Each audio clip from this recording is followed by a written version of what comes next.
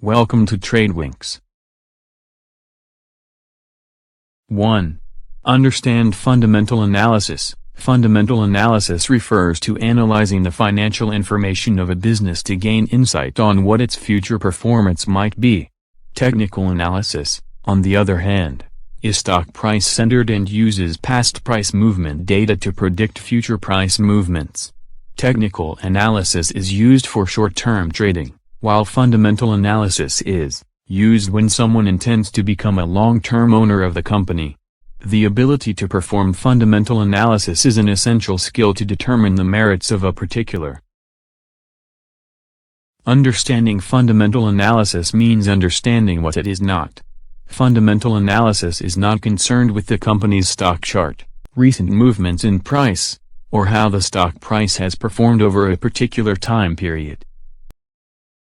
The analysis concerns the three past and present financial documents: income statement, balance statement, and cash flow statement. 2. Look at the company's revenues.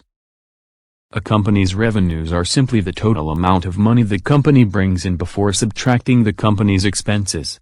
Looking at revenues over several years can give you an idea if the business is growing, shrinking, or has remained stagnant. Ideally, you are looking for revenues that are stable and rising.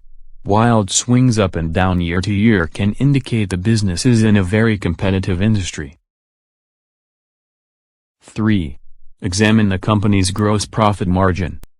Gross profit is calculated by taking the company's revenues and subtracting the raw costs and labor used to make the goods that were sold. When you take this number and divide it by total revenues, you get the gross profit margin. For example, if revenue is $1 million, and gross profits are $500,000, $500,000 divided by $1 million is 50%. The gross profit margin would be 50%. You should look for both high gross profit margins and stable gross profit margins.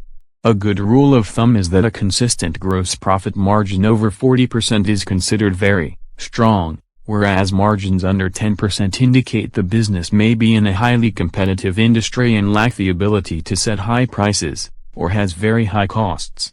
Note that margins vary by industry, so you should always compare margins to competitor companies. 4. Look at the company's debt. High levels of debt is a bad sign. It means the company has high interest expenses, and that the company is unable or unwilling to fund its growth with its own money. However, some companies may obtain high amounts of growth by using a large amount of debt to finance their operations, rather than relying on investors. This is called using leverage and increases both potential profits and risk. A debt-to-equity ratio of 2 means that the business has 2 times the amount of shareholder equity and debt. Leverage can be good or bad, but high leverage must be sustained by stable earnings. Utilities and insurance companies, for example, are usually highly leveraged. 5. Analyze return on equity, ROE. Return on equity simply determines what kind of profits a company is generating with its shareholders' money.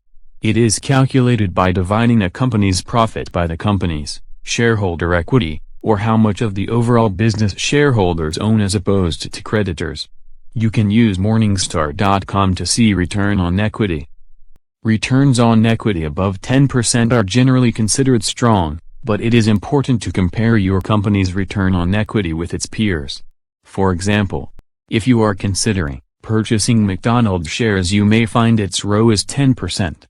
Comparing that to Wendy's ROE of 5%, McDonald's has a relatively high ROE. Give us a call +9183910944408. Register now www.stockbuysellsignal.com.